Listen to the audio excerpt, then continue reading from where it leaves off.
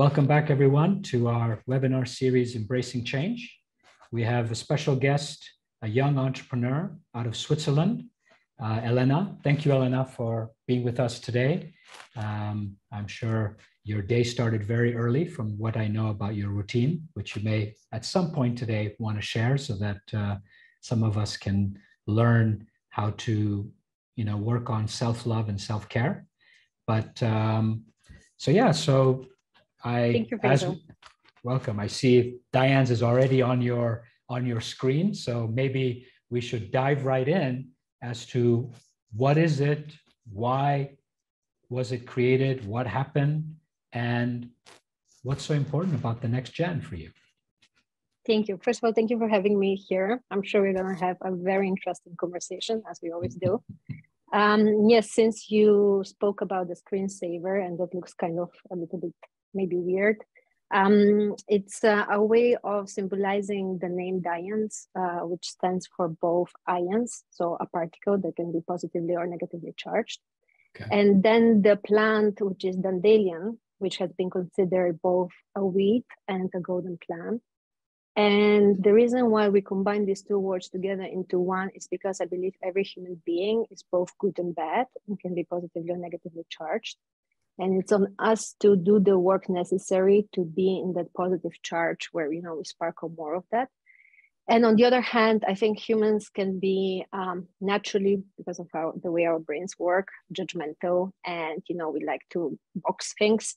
So one day we can box something as, this weed, like same with the NextGen, these both brats, what are they doing with their lives? And the next day we can look at them like, this golden flower, etc. Meanwhile, a dandelion is a flower that every part of it can be used for something good. And on top of it, like if you blow it and make a wish, one of them can create so many more, right? And it can grow on cement and everything. So that's a little bit about the background. Okay. Would you like me to continue into what DIONZ is? So, yeah, I mean, why DIONZ? I mean, first of all, I didn't even know all of that. So thank you for sharing. That was an education for me as to where the brand and how the brand and why the brand. But maybe a little history before you go into what DIONZ is what happened? What was going on in your personal life or in your trajectory that kind of took you towards this direction, or to care about the NextGen at the level you do? Thank you for asking this question, because it's very hard to talk about DIONZ without talking also about my journey. DIONZ is really a accumulation of everything I have experienced and seen, both personally and professionally. And I will try to keep it brief, so I don't give you my whole life story here. The short version is I went to a Swiss boarding school, an amazing Swiss boarding school. I had the best time. I'm a bit of an idealist, as I'm sure you know. So I wanted to become a lawyer because I thought I can change the world this way. And so I did become a lawyer. And my idea was, as I think many women, especially during my generation, were still taught, you go get the law degree, maybe you practice for a year or two, but then, you get married. You have 4 or 5 children, whatever you wish, and that's it, kind of. And then you manage the household. So I thought I'll go into wealth management because that will teach me how to manage the household, so to speak. And also I saw my mother generation being very financially illiterate, and I didn't want to be that person. I wanted to understand what's going on in the world. And so then after my undergraduate and my master's, I became a lawyer at Baker McKenzie, a US and UK qualified lawyer in wealth management and tax. And the funny thing is, I never knew I was ambitious, so suddenly I started working a lot. I was on the way on the partnership track at 33. But what was most interesting is that I ended up being the advisor to some of my friends' parents or my parents' friends. So I started getting a different perspective on how we educate and involve the next gen in everything, right? Like what are our expectations? And that's not a nice word, but let's just put it out there. What are our expectations of them, of the humans we want them to become? And I realized very often we don't involve them in the conversation at all. Like, it doesn't matter what age they are, it doesn't matter whether they're studying at Harvard or wherever, like they're not ready, supposedly. And on the other side, I saw how the industry is treating them, and it's all about more like client retention and client acquisition and true education. And also the definition of education itself is very lacking, right? It's like, go to this school, go to that school, get this job, join the family business if there's one. If not, become a crazy entrepreneur. If not, become a tech geek. Like, it's all so boxed. And I was on that path too, right? So when I got lost, I ended up going to Harvard because this is what you are supposed to do, right? Like ticking boxes that make sense. And that's the first time at 28 I took a break and I looked around and I'm like, well, why are so many people around me from my background not flourishing? You know, like, why are they not changing the world? They have everything possible to do so, right? They're intelligent, they have means, they have the network, they have everything that's necessary to make an impact. Yet so many of them, one way or another, and that includes me, I'm not judging others, may get off track, even when they're doing everything by the book, right? Like, there's still these questions: what am I doing with this life? Is this really what it was supposed to be? Is this all of it? And sometimes it goes really, really bad, to the extent that, you know, you lose friends because they really got off track. And I started looking at it more holistically, at education and this next gen. I'm actually a bit tired of the word, but like, it's a word we all use to just define a group. And in my instance, next gen is actually, when we talk about next gen, is 18 to like 45, those years where you're really defining the path you want to take for yourself to like really be that unique version of yourself that starts giving back to others, and which I think at 45 you start doing. And if you haven't learned it, you're kind of lost. These big words, but like still. And with that, when I was at Harvard, I actually defined the concept of DIONZ, which is 7 years ago. And since then have been working towards creating it, which I did in 2021.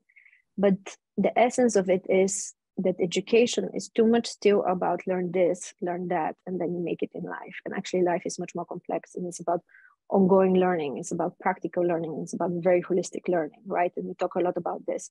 The way you need to understand your wealth management affairs, like a lawyer, the same way you need to understand actually your data affairs these days, because that's actually one of your biggest assets and something you leave behind. The same way you need to understand how your health works, how sleep works.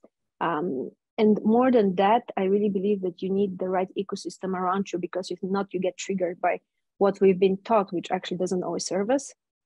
So it's very hard to build that ecosystem, I find. It takes a long time. And so I find that you need two things to prosper. One is an ecosystem of different individuals, not boxed, whether someone is a family office CEO or whether someone is like an entrepreneur or whether someone is just doing a lot for climate change. But like, who are you and what are your uniqueness that you want to bring to the world?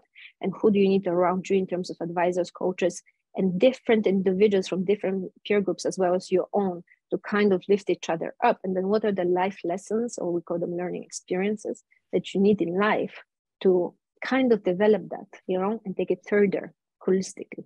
So I don't know if I explained it well, but this was my journey and what I felt like I needed and what was lacking. Okay. So from your own experience and from those around you, what it sounds like is you were asking those questions is, why are these individuals who have everything in the tick the box paper way not flourishing or not expressing themselves fully? What was, I wouldn't say the word lacking, but what could they have or experience to make that shift? Right? Yes, exactly. So now, I mean, now I'm going to go a little negative and then we'll go back to positive. Some may say, and they say that to me as well, is that, are we providing crutches to the next gen by giving them too much, while some of us, I mean, I'm older than you, so some of us had to just go figure, right? And of course it was painful and we suffered, but we figured it out, right? Now, I'm not saying we did the right thing or the perfect thing, but we did figure it out. So how are you balancing coddling them versus empowering them? First of all, I don't think you can eliminate the figure it out part, right? We all are on our own kind of path. At times we may align with others on our path because we've experienced something similar, maybe in different ways. But there's no way to eliminate this whole go figure it out and make mistakes. You know, like, I wish at some part in my life, I wished I could have eliminated all mistakes, everything that's negative in life, you know, like just live in a very pink bubble where everything is very idealistic. That's not life, right? Like, and no organization, educational system or something else, or mentor or etc. can eliminate the part where you go figure it out, make the mistakes and you learn from them. That's your own a lot about education, especially what we do in DIONZ, is about you need to do it, right? Like no one can do it on your behalf. Now, I believe personally from my mentors and the leaders I had in my life, the point of a leader is not necessary to, create cushions around you so you never fall. That's not possible. First of all, like it's just not possible. And second of all, you will probably make someone actually lethargic and not happy about life, right? Like because we grow by challenges, we grow by change, we grow by overcoming something. So I think the point of a leader or mentor or any organization that wants to support, whether it's now NextGens or something in medicine or in tech, is to find the people who may have been on your path already and who are willing to reach out to you and give you a hand when you're falling. And at the same time, tell you, look, I took this path and it led me here. You can consider this or this or this path. And this is what I think about it, but you need to take the decision for yourself. So I don't believe in this whole, like, it's very idealistic to say, like you create something and no one ever makes mistakes and you're giving them all these crutches. You're not. You are helping them by giving them information and sharing your experiences, which may or may not help them, but that's on them, right? And like at DIONZ, at our organization, we actually try to trigger like from different angles, from different points of view. So it's not always one view, because I don't believe that what may have worked for you will work for me actually, right? Like, so I need to hear different opinions. I need to learn from different individuals to discover what works for me, because what works for me might be very unique or might be the same. So whoever is saying that you create something that then magically makes everybody perfect, that's just not possible, right? But I believe that it doesn't need to be so hard, right? When we reach, let's say, executive education, right? We reach like the C level, right? We can get into every kind of university or other organizations that create this also support system around you, helping you as an entrepreneur, for example, to take the next steps, to help you where there's blind spots because you've never experienced it, and so on and so forth. But why aren't we doing it with the younger generation? Why are we thinking that between 18 and 45, just go figure it out?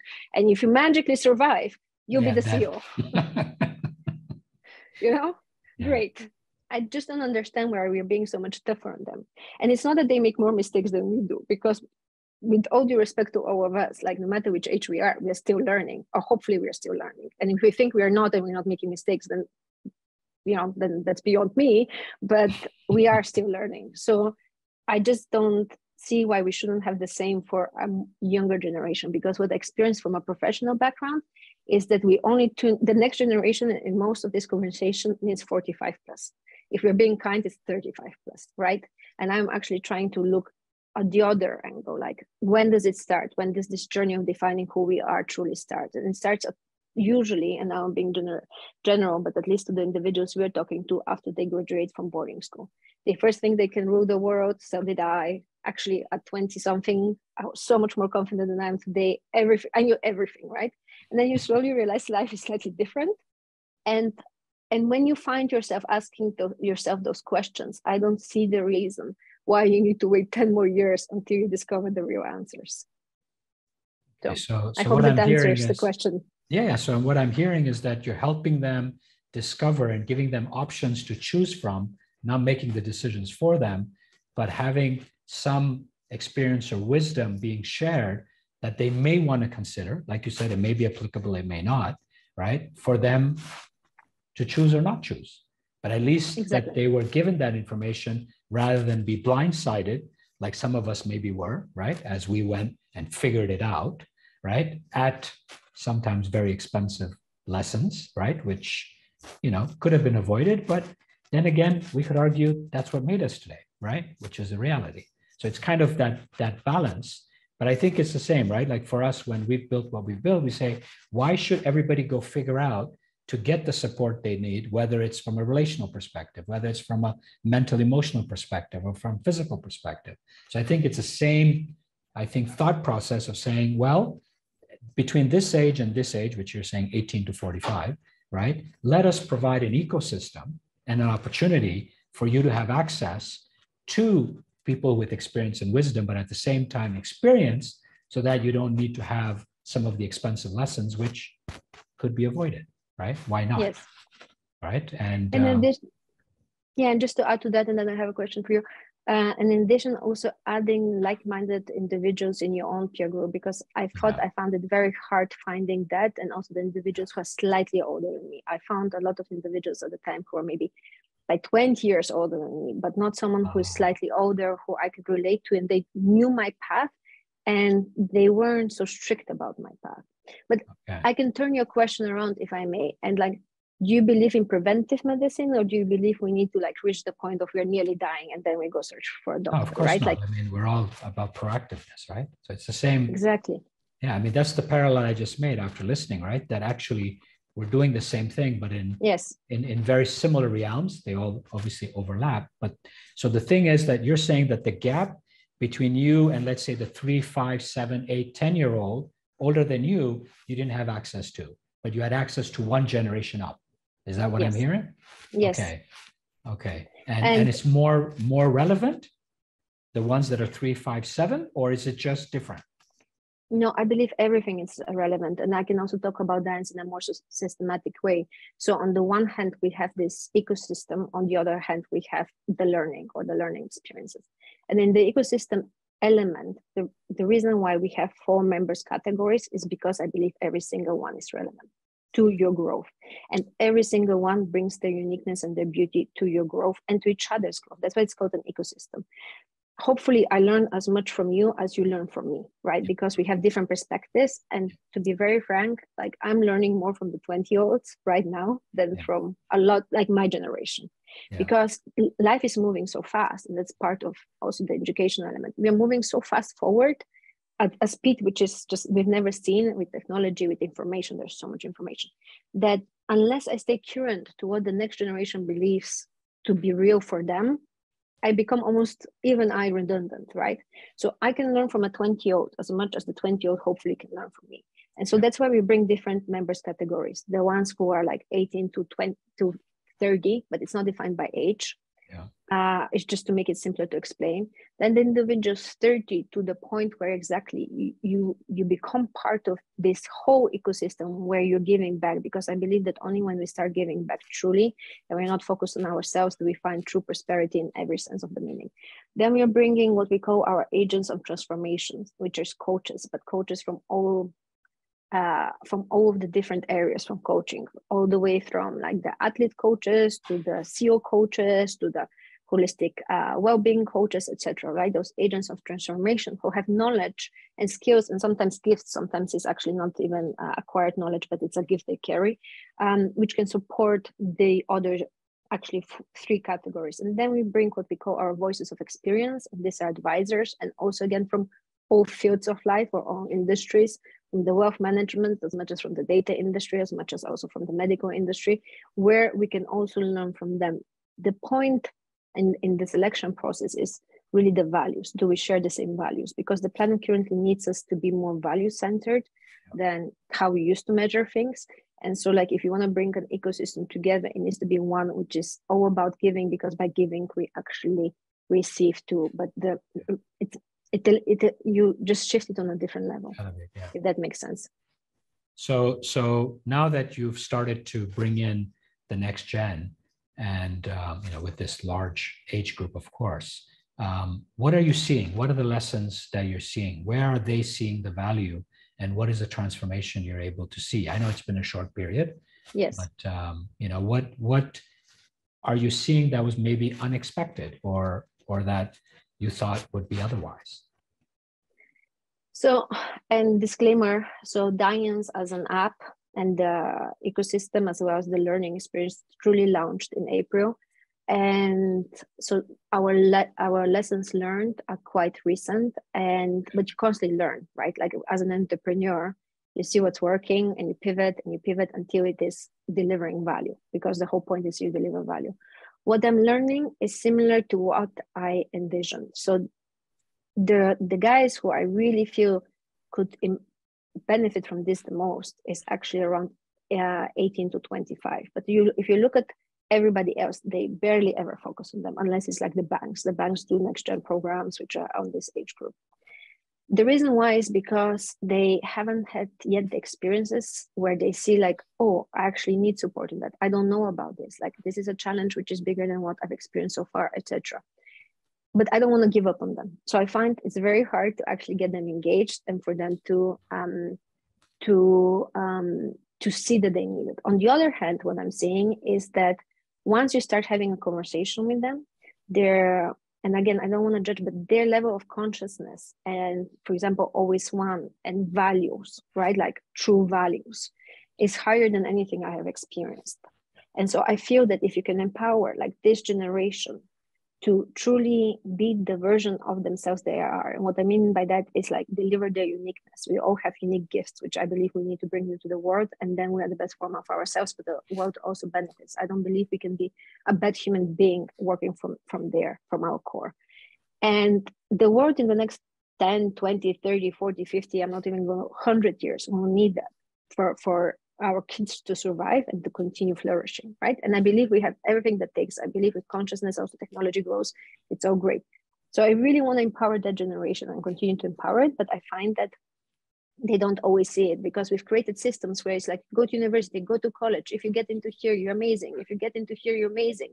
And it's almost after you've done it all where you're like, okay, now I've done it. So what, What I expected and works very well is the all age groups beyond, So for me, one of the challenges is to learn how to engage with that generation so that we deliver for the steps they need at that time, the value they need.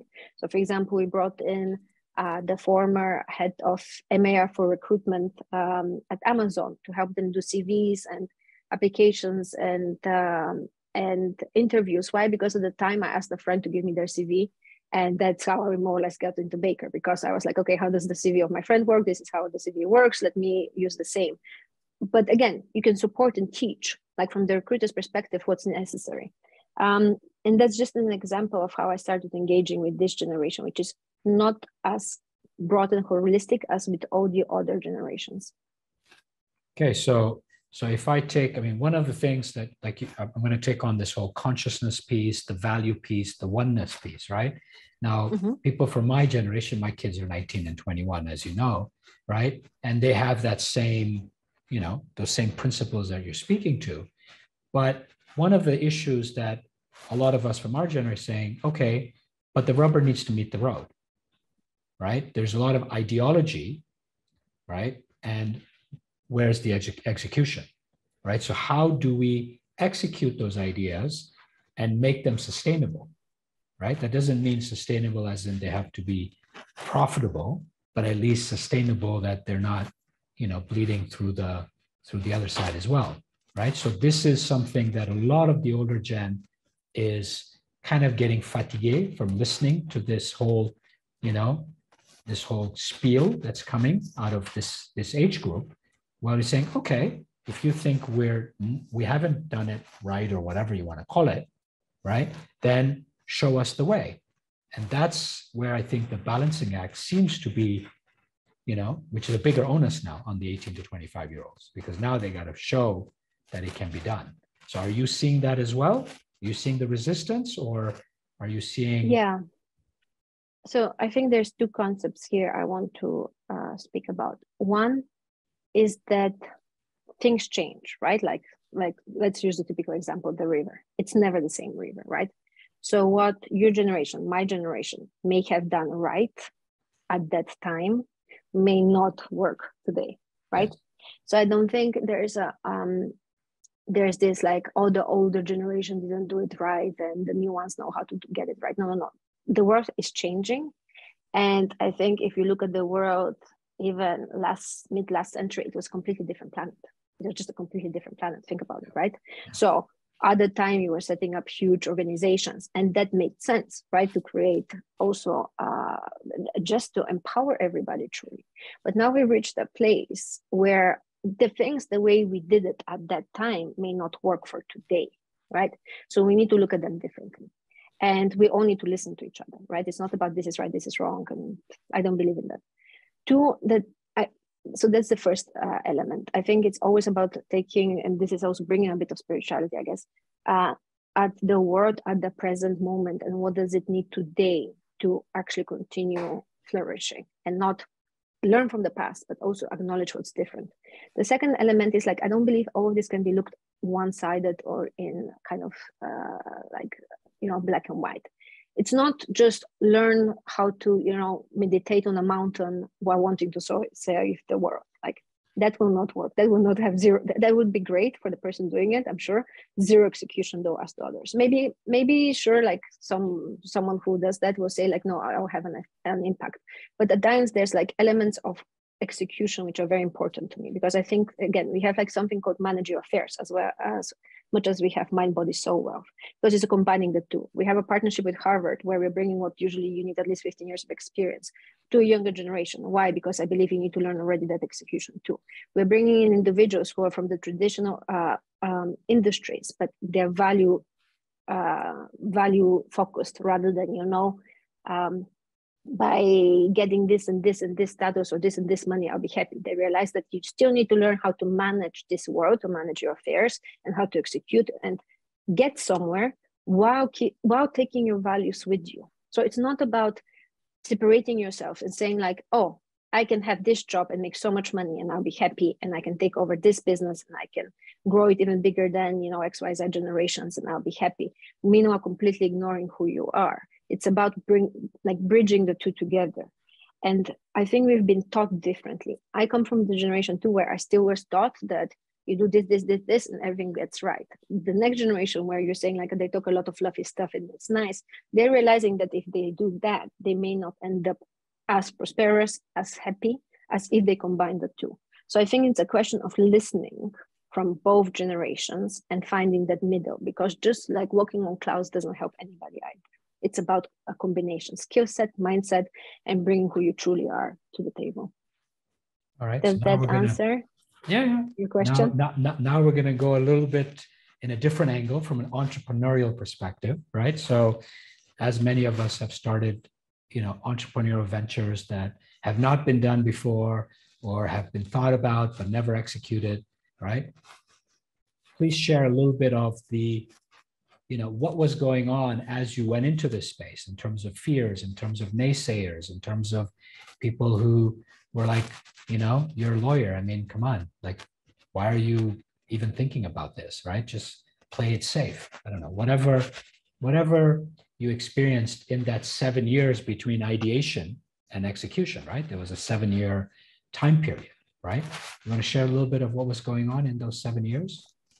Yeah, so first, I obviously had to change direction. At the time when I was around 28, I was a very tough cookie. Like you are not on the way to becoming a partner at Baker McKenzie at 33 unless you're a tough cookie who works too many hours, put it this way. And so I needed to get to know myself first because in my 20s, I had forgotten about myself. And that usually comes with a lot of other stuff, right? Like we've talked about it, burnouts, etc., because it's a combination always of factor. And so, so when I was taking that break at Harvard, they were like, "Oh, this is all great, but you need soft skills, Elena. Like you really need to become a human." And I was like, "What? I went to Harvard for you to tell me I need to become a human? Like that doesn't add up. You're supposed to tell me I'm supposed to become more perfect." And they're like, "No, you're supposed to become less perfect." I was like, "Okay, that doesn't make sense." But it does, obviously. Like there's perfection, excellence. That's a different topic. And so first I need to get to know myself. So I did the one thing that no one in law should be doing, especially on partner track, is I went into more of a sales role. Because sales is about soft skills, right? It's about connecting with people. It's not about like, here's the law, I know it, you don't, therefore pay me. It's about connecting and understanding, do they truly need something? What is it that they need? And then finding them midway. And so I did that for a while at another huge corporate organization. And then I realized, okay, this is great, but if I don't get to be part of kind of tech unicorn from Silicon Valley, I'm going to create an organization that's stuck in the past rather than in the future, because obviously the Silicon Valley companies are doing something different, right? And so I joined an organization on their leadership level called Palantir, who I thought like has 600,000 people working for them. And it turns out it's like 2,000 something, right? Because of the way they do, the way they take decisions, the way they use software, the way they think, move, action stuff. And that was very important for me too. So there was two elements to getting there for me personally. One, it was the emotional element, let's call it, or the mental element of kind of getting ready, like getting the courage, getting the soft skills, getting the stuff that's not tangible. And on the other hand, is also getting the skill set of how do you even like create an organization? How do you scale it in a way that is forward thinking and not backwards thinking? Because I'm in Switzerland, which is a very stable environment, and there's a good reason why some of the most successful companies come from here. But the Silicon Valley mindset is a completely different ballgame, and especially when it comes to founders. And so I believe there was these two elements which went you on that path. And I'm not a typical founder, because some people become a founder because they want to, create an organization, scale, sell, make money, next one. I respect them. They create some really great organizations. For me, this is like my life's purpose. And there's two ways this can go. Amazingly well, because everything I hope that DIONZ achieves for others actually becomes true, like this whole Dandelion concept, like this army of individuals who actually ends up being the best version of themselves, where they're proud is a weird word, but they're proud of themselves as well as their ecosystem around them, but they create something in the world which is like a sparkle beyond, right? Like, or worst case scenario is like it doesn't work out, but then at least I've tried. And it took me forever to understand, because I'm a bit of a perfectionist, recovering perfectionist, let's put it this way, like always on the lookout. There's a separate organization you're creating, like Alcoholics Anonymous. Is there another one? Recovering perfectionist. No, because like you never will reach that level, and that's not sustainable, and that's not healthy. Something else is healthy, but that's a separate conversation. And so if it doesn't work out, at least I really try to fulfill what's important to me. And I think that's really, really important in life, because if it's important to me, it's important to others too. You never stand alone in your journey. And on that note, a funny thing is a lot of entrepreneurs were telling me like, if I only would have known, I wouldn't have done it. I was like, sure, I've done like hard things at work. I'm sure this cannot be like harder, when I was a US tax lawyer from the DOJ to so many like crazy stuff, I was like, fine, this cannot be harder. But the truth is that there's days where you're like, why am I doing this to myself? And if then your own purpose is not so strong that it takes over your own purpose, your own passion while you're doing it, right? If it doesn't take over, I don't think you can be an entrepreneur, because at that moment you're like, okay, fine, like I'm the boss. If I decide to quit, everybody, like, it's in my hands. It's not as simple as that, we all know, because there's a lot of people who get impacted. But in the end of the day, my decision. And I was like, okay, so what am I going to do with my life? And the end, like, it goes in a circle until I come to the point I still want to do this. As hard as it is, whatever it takes, this is what I want to do. This is what I believe in, that my gifts, my power, but in the beautiful sense of the word, right? With this great creativity power, which we have, comes best alive, and I can give to others best if this is what I do. So yeah, I'm having a hard day, but let's move on. So I think it took me a while to get that balance right, to the extent that now when I'm having one of those days, which is very hard for me, it took me a while. I'm like, okay, you know what? I'm going to stop, go on a walk. Like, it doesn't matter unless it's really important who is waiting. Right now I need to go on a walk, because mindset went into complete fear, because all decisions are with me, because I'm the only founder and the CEO. So until my mind like thinks differently, I will not see solutions. And there's probably 15 solutions hidden somewhere here, but I'm not going to be able to see them. So I need to go on a walk, because probably by the time I'm back from my walk, and it's always true, I find those solutions. Now, the really hard part is to actually go on that walk and continue trying to answer to questions and find solutions, because that's really the job, I think, of the founder and CEO. Constantly solve, constantly solve. More so than anything else. And when it's a young organization, you need to find space for creativity, because your creativity needs to come through. Because for me, entrepreneurship is actually creativity. All right. So I had lunch with a professor from a university as a family advisor, and he was asked to teach entrepreneurship at the university. And he said, I'm willing to teach the skill sets required to be a successful entrepreneur, but I cannot teach entrepreneurship. Now, according to him, it's either in your DNA or it's not. But you kept saying that if the passion is strong enough, if the purpose is strong enough, that's what brings you back. But is it that, or is there something beyond that? I think sometimes we humans try to make things so black and white and simplistic.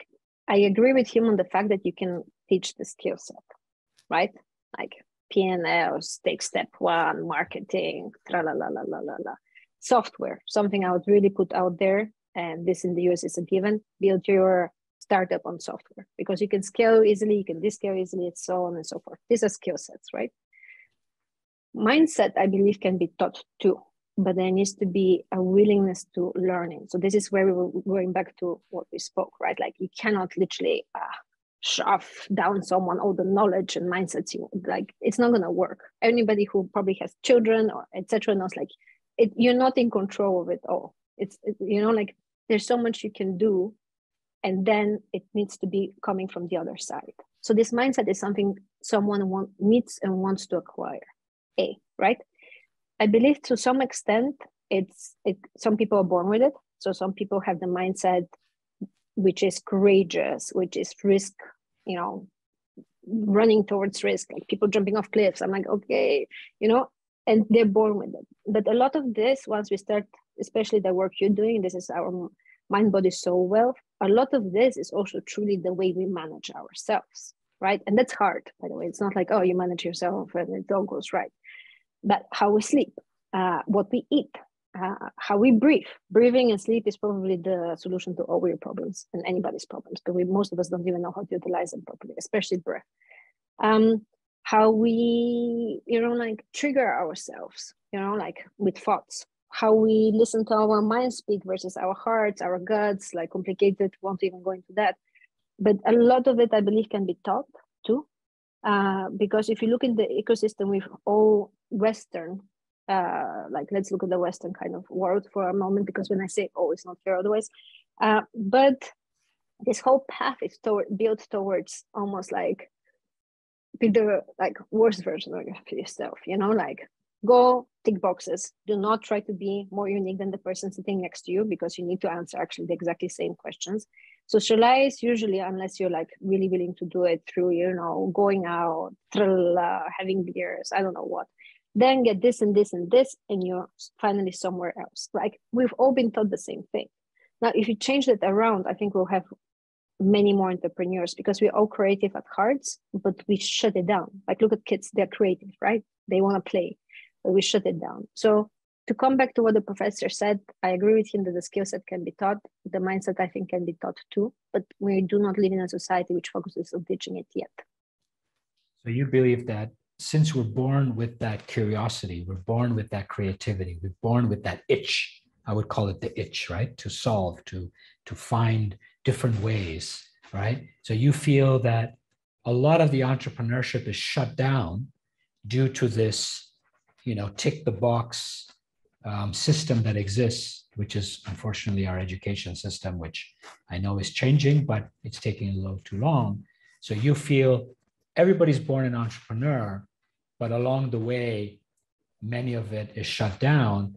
And the idea is, how can we help them rekindle that core that was there in childhood? If they choose to, of course. If they choose to, of course. We're not going to force them. I'm not sure if I want to generalize that everybody's born an entrepreneur, but because, for example, let's take Elena, maybe this is her passion, this is her purpose, this is where she flourishes to everything. And then someone watches her and starts crying because there's so much beauty in her work, right? Maybe she's not made for being an entrepreneur. She could set up the world's best ballerina company, right? Exactly. And I was going to say, but maybe there comes the day, right? Because we cannot do that forever. Yeah. But it's like, I want to empower others. I want to teach them. So you can either go work for someone or you can create your own company, right? And this is moving away from NextGens. So like in a different kind of area. But in the end, I don't know if everybody's born for it, because I believe we all need to follow our uniqueness, right? But it doesn't mean that it cannot be taught, if that makes sense. Yeah, no, that was the thing. Okay, so if you were to reverse the clock the last 7 years, what are some of the things you would have maybe chosen differently? Or even before that, if you want. Not that, look, everything happens in perfection, life is in perfection, you are who you are, thanks to all the wonderful experiences you had, good and bad. Okay. But you took away my answer. But what would be maybe some of the things that you would have chosen differently, that the people listening, whether they're NextGen or my gen, could learn and, from so that as they go through the entrepreneurial venture, or as they guide or lead by example, maybe they choose differently. Yeah, so you took away my answer, which is the answer you give, which is after you do all the work and etc. Things happen the way they happen, I believe, for a reason, because I'm standing today because of everything that has happened the way it has happened, right? However, I wouldn't also be doing what I'm doing, trying to kind of give the tools and the humans to others, if I didn't believe that if I had them the same kind of tools and humans earlier in my life, or in my life when I needed them, that I couldn't have propelled in a way faster, or not fallen maybe as many times, you know, because sometimes you fall once, you fall twice, you fall 3 times, and it can be something small, right? Like even the way we eat. And then you're like, oh, wait a minute, this doesn't work. But this is how like humans do it, right? You know, this is the way we eat, for example. Yet it doesn't actually work for the body the best the way we've taught ourselves. And if you look around, it's not the way we should. So then like you see everybody else do it, and at some point you're like, oh wait, this doesn't work.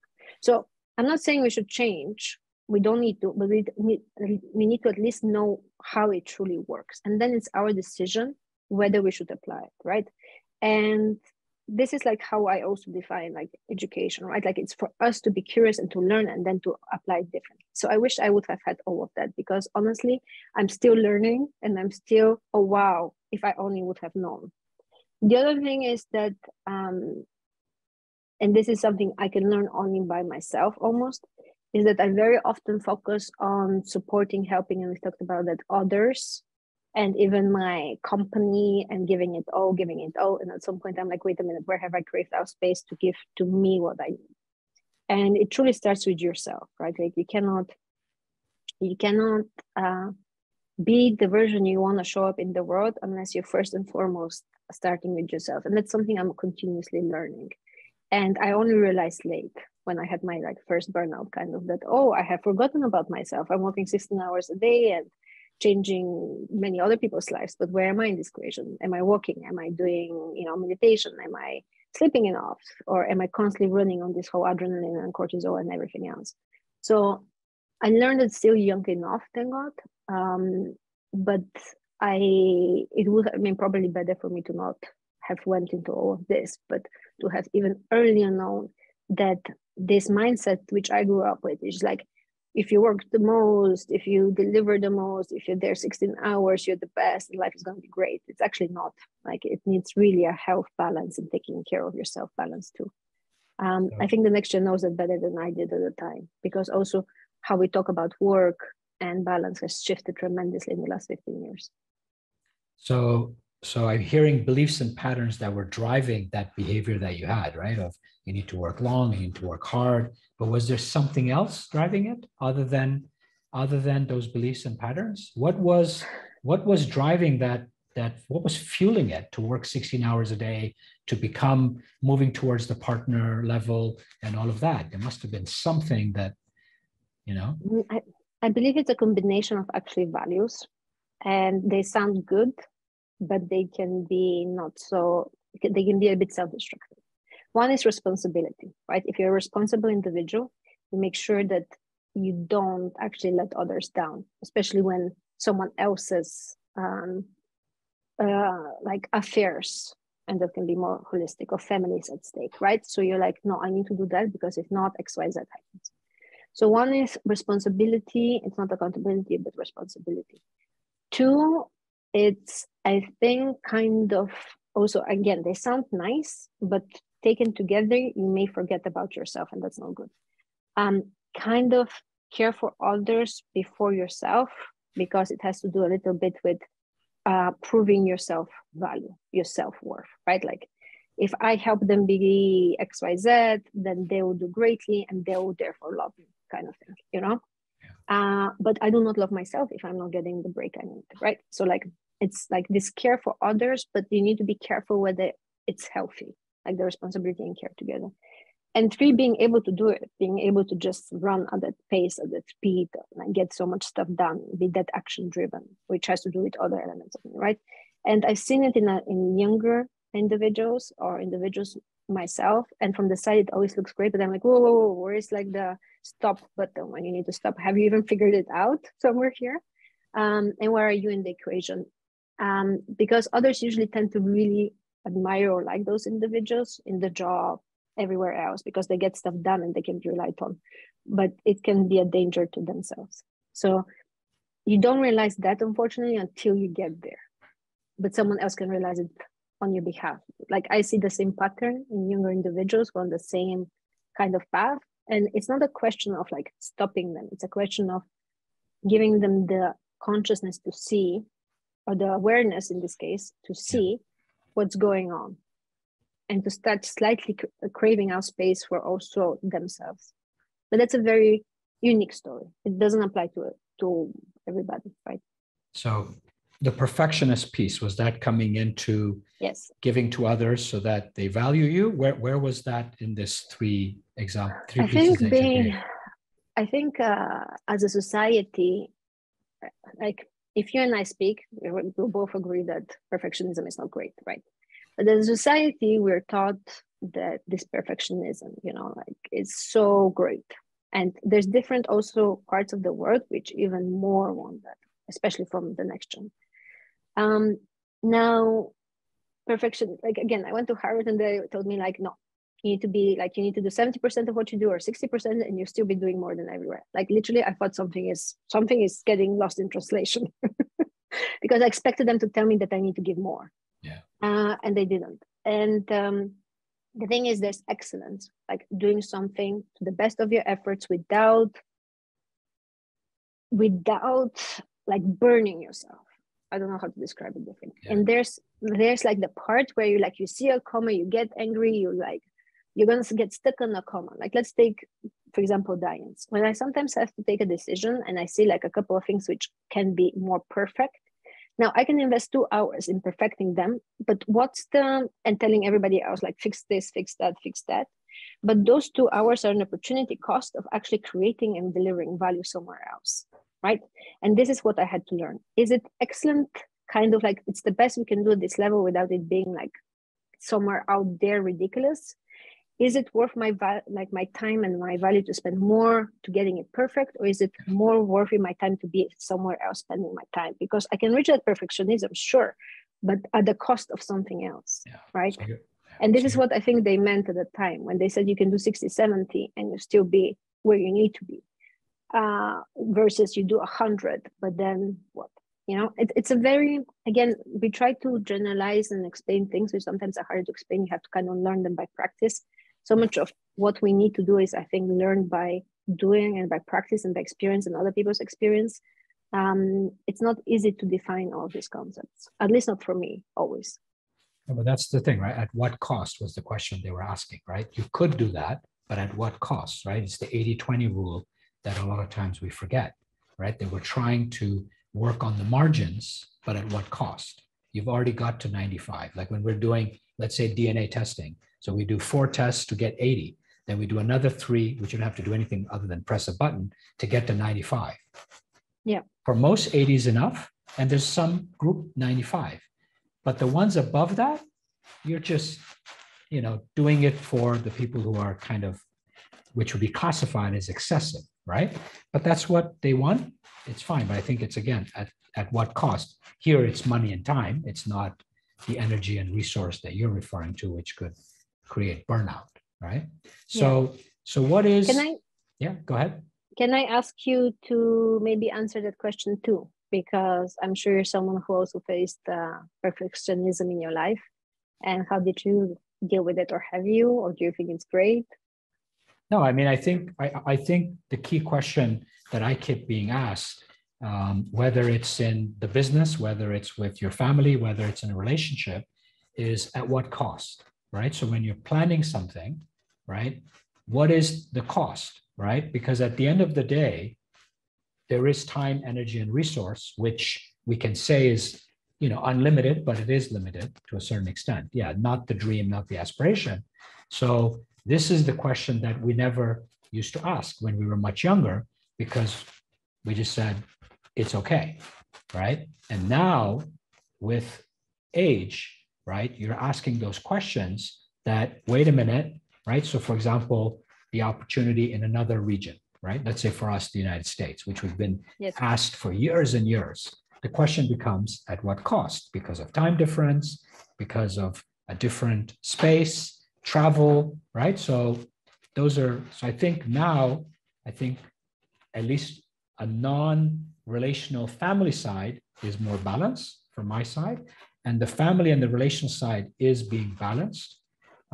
As, like you said, you put yourself first, which for us in the East is very challenging because the me within the we pretty much doesn't exist, right? And we're all learning to bring the me within the we, right? Where you said you care for others and then, you know, so yeah, it's been challenging. I think the last part is what I'm working on now is putting yourself even before family.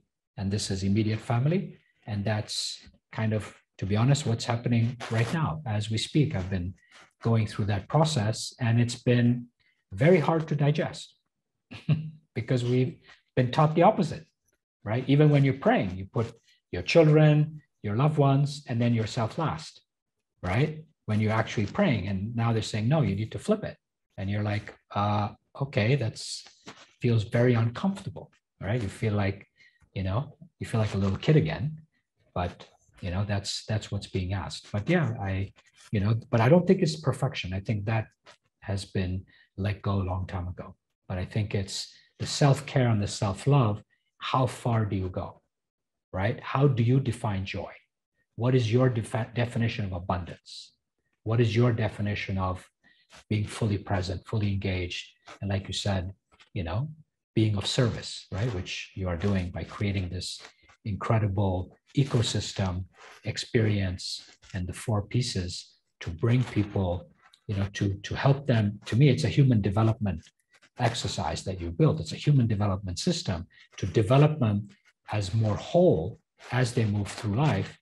And the critical years, like you said, 18 to 45, right? Where then it's kind of halftime, right? Many people hit halftime at 50. I, due to my wonderful sickness, started at 35, but you know, life chooses when we hit halftime.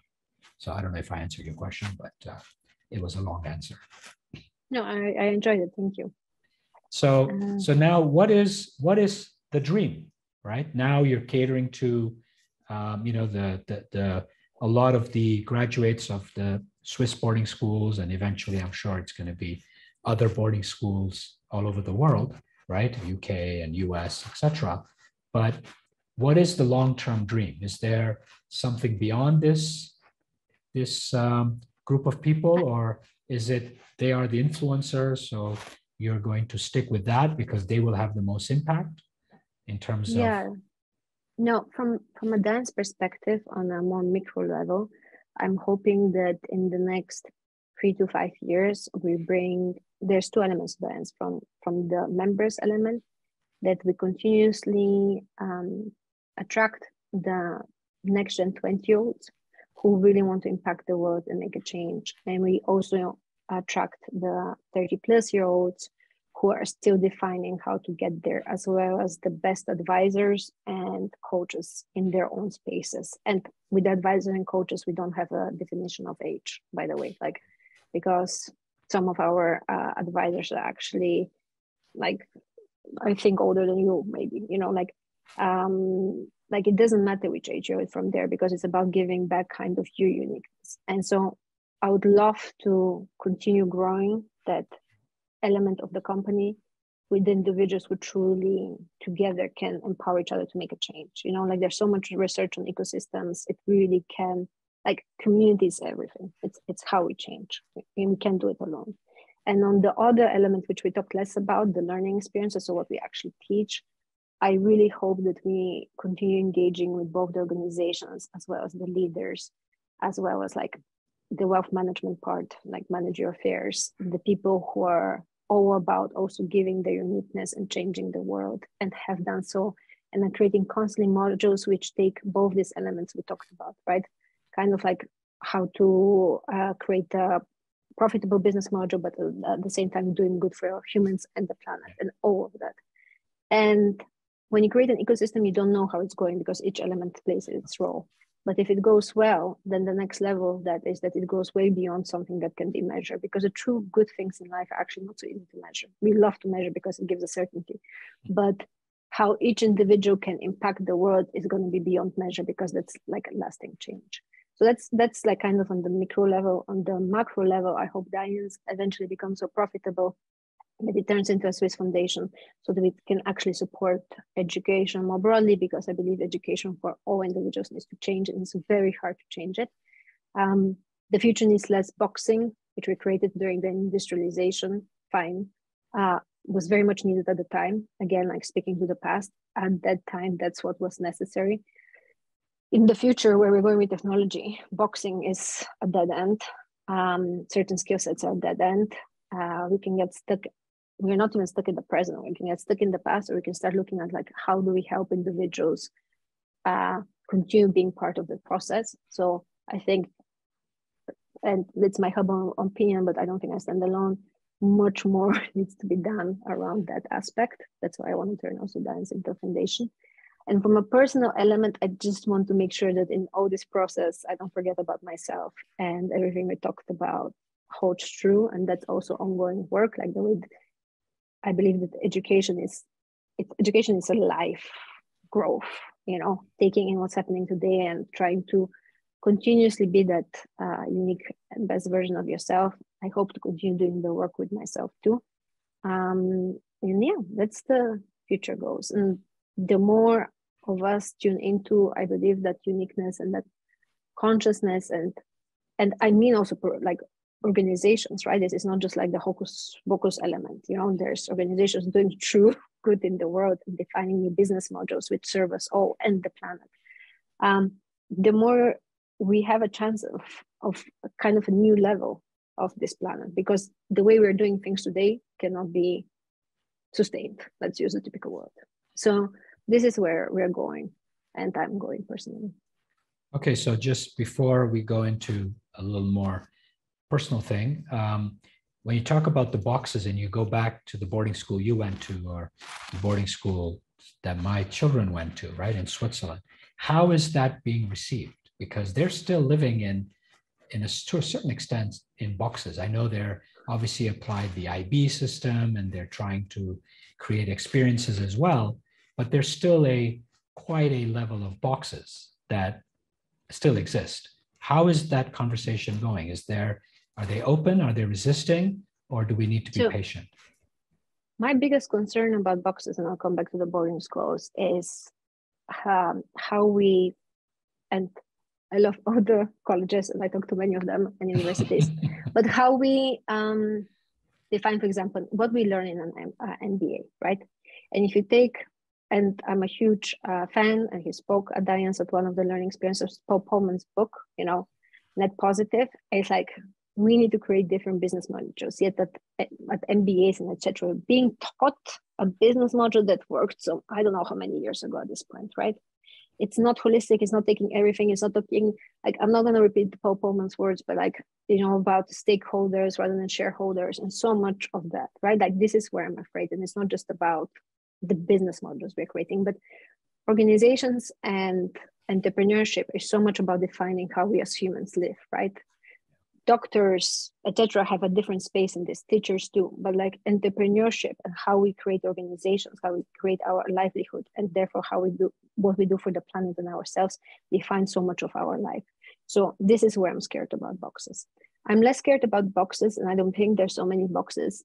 And let's now be very precise that we're talking about Swiss boarding schools. Now, first of all, I believe anybody who has been lucky to go to a Swiss boarding school is already privileged, right? It's a very privileged environment to be in. Yes. You get to study any language you want to, you do any activity on the planet you want to, like, for God's sake, like, there's still like poverty on levels which, like, I cannot believe that in 2022 we haven't even fixed as a humanity. But anyways, I don't believe that the schools actually do a lot of boxing. I believe that until you're 18, and with all respect to anybody younger, because at the time, again, I felt like I had it more under control.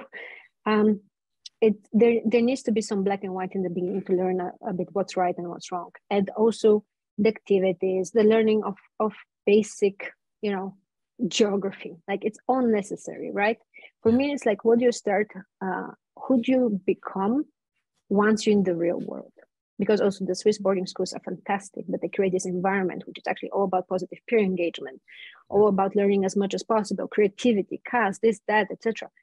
It's like, who do you define yourself as a human, and what do you study afterwards? That's why DIONZ starts at 18. You know, because if we talk about development and education, it starts even, I'm sure, like you and I could talk about that too. Like it starts before, you know, the baby is born. But I'm not going to go there. What I'm looking at is, so we go, also because it's my personal experience and the people around me. We go into the real world, and even if I do everything by, you know, the status boxes, what do we actually, how do we ensure we are truly living a joyous life with everything around it, but also ensuring that others around us are too? Because if we're doing that in vacuum, we'll never truly be joyful or prosperous, what we call.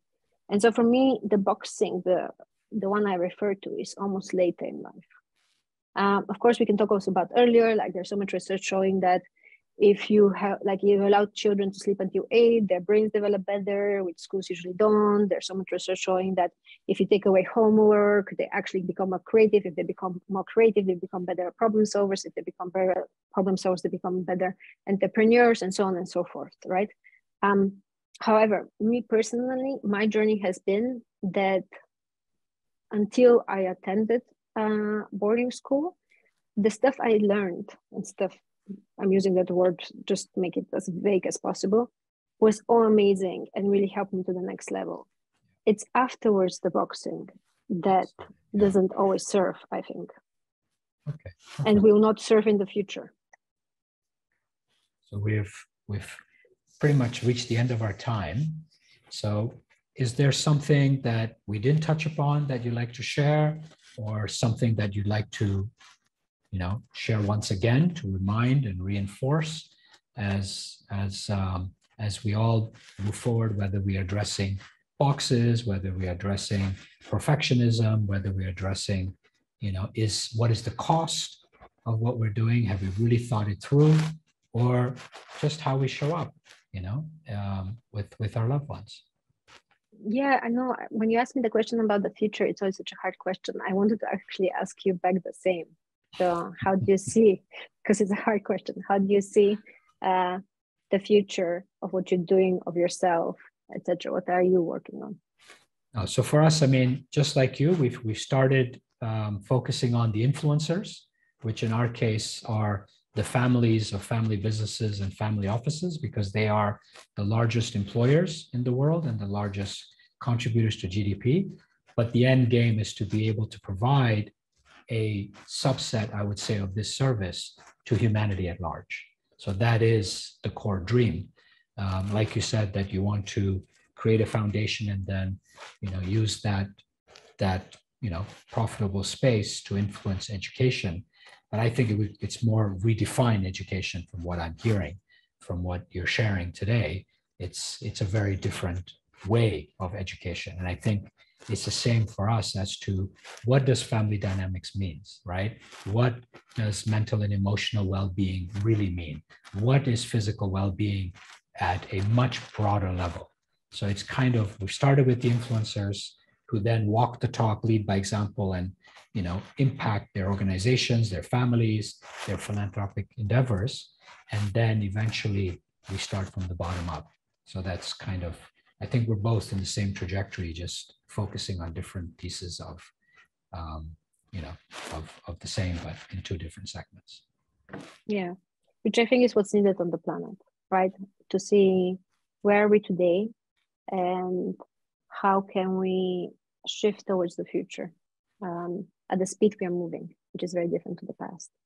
And I'm very grateful for this conversation and our friendship, and that there's people who are on the same mind level in different areas, because I think that's what the world needs. And again, I warned in the beginning, I'm a bit idealistic, so here it's coming out.